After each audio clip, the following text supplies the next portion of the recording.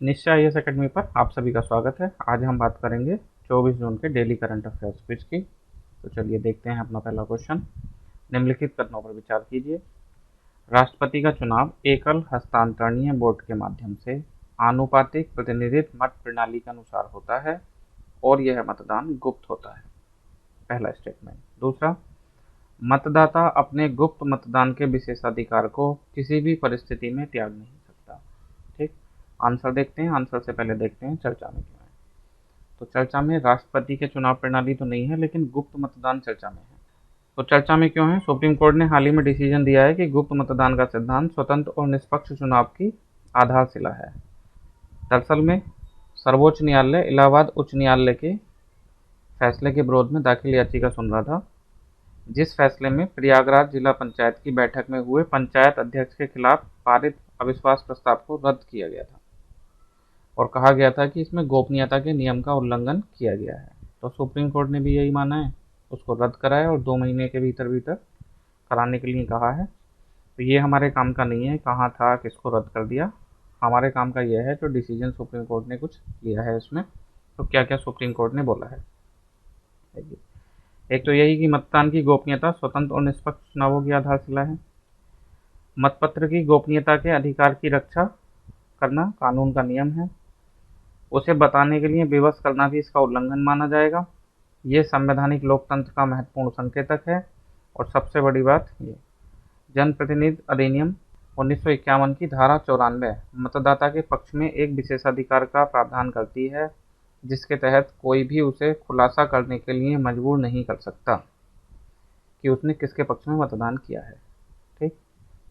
मतदान की गोपनीयता से संबंधित प्रावधान ये जनप्रतिनिधि अधिनियम 1951 में किए गए हैं, तो याद रखना है। दूसरा, अगर मतदाता स्वेच्छा से गैर प्रकटीकरण के विशेषाधिकार को त्याग दे तो ऐसा करने से उसे नहीं रोका जा सकता। इसका मतलब अगर मतदाता बताना चाहे तो वो बता सकता है, लेकिन उसे बताने के लिए विवश नहीं किया जा सकता।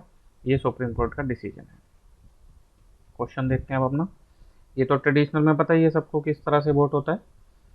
ये करंट अफेयर्स में चर्चा में था कि मतदाता अपने गुप्त मताधिकार के विशेषाधिकार को किसी भी परिस्थिति में त्याग नहीं सकता। तो गलत हो गया। मतदाता त्याग सकता है लेकिन उससे कोई छीन नहीं सकता। तो इसका सही आंसर क्या होगा? लग रहा होगा ए, लेकिन ये नहीं। क्या पूछा है? असत्य कथन कौन से हैं? तो सही आंसर क्या होगा? केवल 2। तो इसका आंसर हो गया बी, केवल 2। नेक्स्ट क्वेश्चन देखते हैं। पश्चिम से पूर्व की दिशा में निम्नलिखित स्थानों को व्यवस्थित करें। काला पानी, लिम्पियाधुरा, लिपुलेख। ये देखते हैं क्यों चर्चा में है। देखिए, इन तीनों ही स्थान को लेकर पिछले काफी लंबे समय से नेपाल और भारत के बीच में गतिरोध जारी है। तो अभी ये तो चर्चा में नहीं है। इसी गतिरोध को नेपाल ने और बढ़ाते हुए नागरिकता कानून में संशोधन प्रस्ताव रखा है संसद में। क्या है इस संशोधन में? तो इसमें कहा गया है कि किसी नेपाली नागरिक से विवाहित एक विदेशी महिला को प्राकृतिक नागरिकता के लिए 7 साल का इंतजार करना पड़ेगा और ये भारत पे भी लागू होगा। तो इसे भारत और नेपाल संबंधों में विवाद की अगली कड़ी के रूप में देखा जा रहा है, जिस वजह से ये तीनों क्षेत्र काफ़ी चर्चा में है। इनकी लोकेशन देख लेते हैं। ये भारत, ये नेपाल। तो ये वाला जो पोर्शन है इसको इस डायग्राम में दिखाया गया है। ठीक, इंडिया, नेपाल। तो ये काला पानी है, यहाँ ये लिपुलेख है और ये लिम्पियाधुरा है। उसमें क्या पूछा गया है? इन तीनों का पश्चिम से पूर्व क्रम। तब क्या आएगा? लिम्पियाधुरा, फिर काला पानी और फिर लिपुलेख।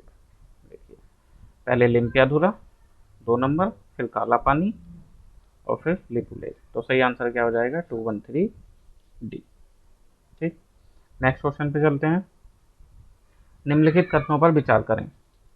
मनी लॉन्ड्रिंग और आतंकवाद के वित्त पोषण से संबंधित यूरेशियन समूह EAG वित्तीय कार्यवाही कार्यबल FATF का एक सहयोगी सदस्य है। तो इसे छोटा करके पढ़ ले रहे हैं। EAG FATF का एक सहयोगी सदस्य है, ये बताना है। अब ये जो FATF है, आर्थिक सहयोग तथा विकास संगठन OECD की पहल पर 1989 में स्थापित एक अंतर सरकारी निकाय है। 2 बातें, FATF OECD की पहल से बना है और दूसरी बात अंतर सरकारी निकाय है। तो इसको भी चेक करते हैं अभी है या नहीं है। और ये FATF एक नीति निर्माण निकाय है, पॉलिसी मेकिंग बॉडी है। ठीक। तो देखते हैं चर्चा में क्यों है और सही आंसर क्या होगा? चर्चा में इसलिए हैं कि ये EAG की अभी 32वीं बैठक हुई जिसमें भारत ने भी भाग लिया, ठीक, जिस कारण से ये चर्चा में है। अब ये है क्या? ये एक क्षेत्रीय निकाय है जिसमें 9 देश शामिल हैं। कौन कौन से 9 देश? आसानी से याद रख लेंगे, इधर भारत चीन, उधर रूस और बेलारूस, और बीच में ये 5 स्थान जो कि भारत के ठीक ऊपर स्थित हैं, Kazakhstan, Kyrgyzstan, Tajikistan, Turkmenistan, Uzbekistan. इस क्षेत्र पे ज़्यादातर IAS में और PCS में क्वेश्चन पूछे जाते रहते हैं। तो ये 5 देश ये हैं, रूस है, बेलारूस है, भारत है, चीन है, ये 9 देश इसमें शामिल हैं। स्थापना 2004 में हुई थी। जब हुई थी तब 6 ही देश शामिल थे, और ये क्या हो गया? वित्तीय कार्यवाही कार्यबल FATF का सहयोगी सदस्य है। ये EAG FATF का सहयोगी सदस्य है, ठीक। संस्थापक सदस्य कौन कौन से हैं? 6 देश, जिसमें बेलारूस, रूस, चीन, कजाकिस्तान, किर्गिस्तान, ताजिकिस्तान। इतना याद करने की जरूरत नहीं है, बस ये याद रख लेंगे कि भारत संस्थापक सदस्य नहीं है। 2005 में इसमें उज्बेकिस्तान को जोड़ दिया गया था, और 2010 में तुर्कमेनिस्तान और भारत को जोड़ लिया गया था, जिससे इसमें 9 सदस्य वर्तमान में हो गए, ठीक। तो 9 सदस्य हैं, भारत इसका सदस्य है, हाल ही में इसकी मीटिंग हुई है। यह एक क्षेत्रीय अंतर सरकारी संगठन है। EAG एक क्षेत्रीय अंतर सरकारी संगठन है। एक स्टेटमेंट उसमें FATF से भी था, तो इसको देख लेते हैं। ये G7 की पहल से बना है। G7 विकल्प में क्या लिखा था? OECD की पहल से नहीं, OECD के कैंपस में तो इसका सचिवालय है, बना ये G7 की पहल से है, ठीक। और यह एक नीति निर्माण निकाय है, पॉलिसी मेकिंग बॉडी है, ठीक। देखिए तो सही आंसर क्या होगा? EAG FATF का सहयोगी सदस्य है, ठीक हो गया। FATF OECD की पहल पर, गलत हो गया। G7 की पहल पर बना है, अंतर सरकारी निकाय है, ये तो सही था, लेकिन ये गलत हो गया, तो दूसरा स्टेटमेंट गलत हो गया। FATF नीति निर्माण निकाय है, तो ये ठीक हो गया। तो क्या ठीक है? 1 और 3, लेकिन सीधा 1 3 करने से पहले चेक करेंगे कौन सा सही है, पूछे हैं तो ठीक है, 1 और 3 आंसर हो गया, ठीक। नेक्स्ट, गरीब कल्याण योजना के संदर्भ में निम्नलिखित कथनों पर विचार कीजिए। पहला, इस योजना का प्राथमिक उद्देश्य वापस आए प्रवासी श्रमिकों को आजीविका के अवसर प्रदान करके उनकी तत्काल जरूरतों को पूरा करना है। कथन 2, इस अभियान में केवल ग्रामीण श्रमिकों पर ध्यान दिया जाएगा, केवल ग्रामीण श्रमिकों। तो देख लेते हैं क्यों चर्चा में है। तो हाल ही में प्रधानमंत्री ने इस योजना का शुभारंभ करा है, गरीब कल्याण रोजगार अभियान का। क्या विशेषताएं हैं इसकी? तो पहली विशेषता, प्रवासी श्रमिकों को आजीविका उपलब्ध कराएगा। दूसरा, केवल ग्रामीण श्रमिकों को ध्यान दिया गया है इस योजना में। 6 राज्यों के लिए लाई गई है, उनके भी 116 जिले में। और 6 राज्य कौन से हैं? बिहार, उत्तर प्रदेश, मध्य प्रदेश, राजस्थान, झारखंड और ओडिशा। यही 6 क्यों हैं? क्योंकि जितना प्रवासन हुआ है उसमें अधिकांश प्रवासन इन्हीं 6 राज्यों में हुआ है, ठीक। तो क्या आंसर होना चाहिए उसका? पहला, प्रवासी श्रमिकों को आजीविका के अवसर के लिए लाया गया है, ठीक।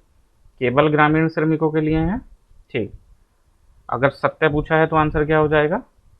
1 और 2 दोनों। अगला क्वेश्चन देखते हैं। गोल्डन लंगूर या सुनहरा लंगूर के बारे में निम्नलिखित कथनों पर विचार कीजिए। यह पश्चिमी घाटों के लिए स्थानिक है। नंबर 2, वन्यजीव संरक्षण अधिनियम के अधीन अनुसूची 1 में इसको सूचित किया गया है। नंबर 3, IUCN की रेड डाटा सूची में इस प्रजाति को संकटापन्न की श्रेणी में रखा गया है। तो देख लेते हैं पहले गोल्डन लंगूर चर्चा में क्यों है। तो अभी हुए एक अध्ययन के अनुसार गोल्डन लंगूरों में मादा के पेट में भ्रूण हत्या या फिर बच्चे ने जन्म ले लिया तो उसके बाद में शिशु हत्या की प्रवृत्ति देखी गई है। भ्रूण हत्या और शिशु हत्या कौन करता है ऐसा? नया नर गोल्डन लंगूर मादा लंगूर का जबरन गर्भपात करवा देता है तथा प्राय स्तनपान कराने वाली मादा के बच्चे को भी मार डालता है। ऐसा ये कब करता है? लिखा है नया नर लंगूर मादा के पुराने लंगूर द्वारा गर्भ धारण करने पर मादा के पेट पर गर्भपात होने तक लात या घुसा मारता रहता है। ये प्रवृत्ति इन अध्ययनों में देखी गई है, जिस वजह से गोल्डन लंगूर चर्चा में है। ये अर्ध सदाबहार और मिश्रित पर्णपाती वन में रहते हैं, पश्चिमी असम और भारत भूटान की सीमा से सटे इलाकों में। तो क्वेश्चन में क्या था? पश्चिमी घाट, तो वो गलत हो जाएगा। वन संरक्षण अधिनियम के अनुसूची 1 में है, अनुसूची 1 देख लेते हैं। बताया था कि उसमें 4 सूची, 5, 6। ये 4 सूची में वो जीव हैं जिनको मारने पर दंड का विधान है। 1 में ज़्यादा दंड, 2 में उससे कम दंड, 3 में उससे कम दंड, ऐसे जीव। 5 भी जीवों से संबंधित है। इसमें ऐसे जीव हैं जिनको मारा जा सकता है, और 6 जीवों से नहीं, ये वनस्पति से संबंधित है। तो इसको अनुसूची 1 में रखा गया है। इसका मतलब इसको उच्च स्तर की सुरक्षा भारत में प्रदान की गई है। और IUCN की रेड डाटा सूची में इसे संकटा वन में रखा गया है, और साइट्स की भी इसमें परिशिष्ट 1 में इसको सूचीबद्ध किया गया है। यह पश्चिमी घाट के लिए स्थानिक है, गलत हो गया। असम और भारत भूटान की सीमा पर पाया जाता है। वन्यजीव संरक्षण अधिनियम की अनुसूची 1 में है, यह ठीक हो गया। IUCN की रेड डाटा सूची में संकटापन में रखा गया है, ये भी ठीक हो गया। तो सही क्या हो गया इसका? 2 और 3। इसका सही आंसर हो जाएगा बी। आज के लिए इतना ही। अगर आप इस वीडियो को पसंद करते हैं तो लाइक करें, अपने फ्रेंड्स के साथ शेयर करें, और निश्चय इसको सब्सक्राइब करें। इस क्विज की PDF आपको इस वीडियो के डिस्क्रिप्शन बॉक्स में दी हुई है। धन्यवाद।